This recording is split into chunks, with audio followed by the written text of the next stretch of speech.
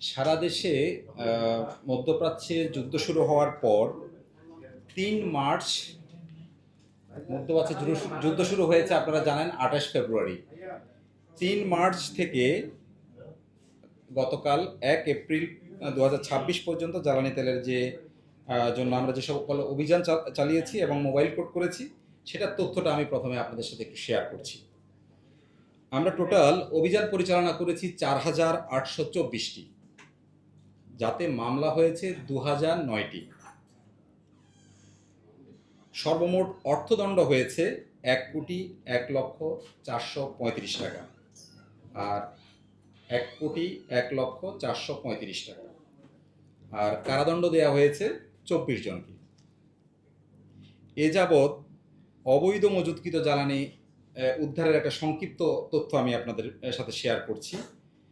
Diesel উদ্ধার হয়েছে ২,৭১,৩৭৪ litre. Octane উদ্ধার হয়েছে ৩০,৯৬০ লিটার। আর পেট্রোল উদ্ধার হয়েছে ৭০,০৫৪ লিটার।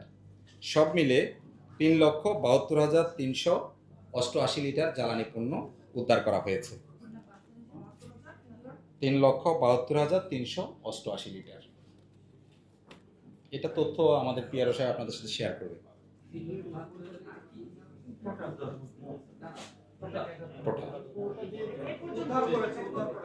এ যাবৎ আর যদি খালি গতকালের চিত্রটা বলি, সেটা আমরা ৩৮১টা অভিযান পরিচালনা করেছি। তাতে ১৬৯টা মামলা হয়েছে এবং ৮,৮৬,০০০ টাকা অর্থদণ্ড হয়েছে, একজনকে কারাদণ্ড দেওয়া হয়েছে। এটা গতকালের চিত্র। আর গতকাল আমরা ডিজেল উদ্ধার করেছি ২৪,৪৮২ লিটার, অকটেন উদ্ধার করেছি ১০ লিটার, পেট্রোল উদ্ধার করেছি ৩৯৫ লিটার, মোট ২৫,৫৩৭ লিটার। তো এই হচ্ছে আমার কাছে আমাদের দিক থেকে তথ্য।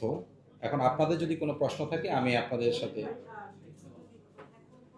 প্রশ্নের উত্তরটা হচ্ছে এইরকম, আমি যতদূর বুঝতে পারি সেটা হচ্ছে নিয়ম অনুযায়ী উদ্ধারকৃত মালামাল স্থানীয় বাজারে, খোলা বাজারে বিক্রি করার নিয়ম ওই বিদ্যমান দামে, সেভাবেই তারা এটা ডিসপোজ করেছে। এটা আলাদা করে কোথাও নিয়ে ডিসপোজ করে না।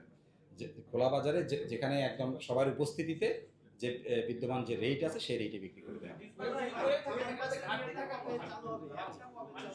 জি জি এটার উপরে আমরা আসলে প্রতিদিন কাজ করছি। এটা তো ওভারনাইট আসলে আমরা করতে পারবো না, তবে আমরা গতকাল একটা ডেমো করেছি একটা ফিলিং স্টেশনে। আর হোপফুলি আমরা সপ্তাহখানেকের মধ্যে হয়তো কোথাও একটা পাইলট প্রজেক্ট হিসেবে আমরা চালু করবো জি এখন পর্যন্ত আমরা জবাব পাইনি।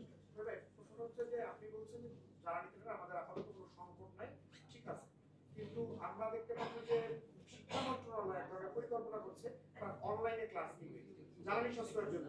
তাহলে আপনাদের যে সংকট নেই, এই তথ্যটা কি শিক্ষা মন্ত্রণালয় জানে না, নাকি সরকারের মধ্যে এই যাত্রা হচ্ছে যে তারা অন্যরকম পরিকল্পনা করছে? আপনারা বলছেন যে আপনারা এখানে সাপ্লিমেন্ট করতে চাচ্ছে, দোকান মালিক সমিতিও সিদ্ধান্ত নিয়েছে যে জ্বালানি সংকট মাথা রেখে তারা ৮টা করে দোকান বন্ধ হচ্ছে। এই সুপারিশগুলো আসলে আপনাদের কাছ থেকে এসেছিল।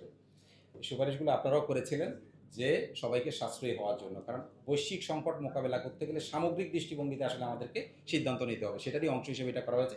জ্বালানিতে কোনো সংকট নেই। তো মানে আপনাদের যদি আর কোনো প্রশ্ন না থাকে। জি জি না, আগের চেয়ে কম না, মানে বিদ্যুতের চাহিদা অনুযায়ী দেওয়া হচ্ছে। এটা এক্স্যাক্টলি এই মুহূর্তে বলতে পারছি না আপনাকে, বাট বিদ্যুতের সাথে বসে এটা ঠিক করা হয়েছে যে কতটুকু চাহিদা ওনাদের, বিদ্যুতের কতটুকু চাহিদা, সারের কতটুকু চাহিদা, সেটা বসেই ঠিক করে সবাইকে হ্যাপি করেই সিদ্ধান্ত নেওয়া হয়েছে। তো thank you so very much.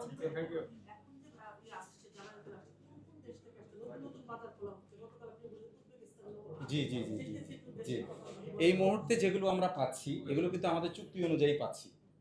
আর আমরা আপনাদেরকে আগেই বলেছি যে আমরা কিছু ডিরেক্ট পারচেজের মাধ্যমে যেসব চেষ্টা করছি, সেগুলো হয়তো বিভিন্ন উৎস থেকে আসবে।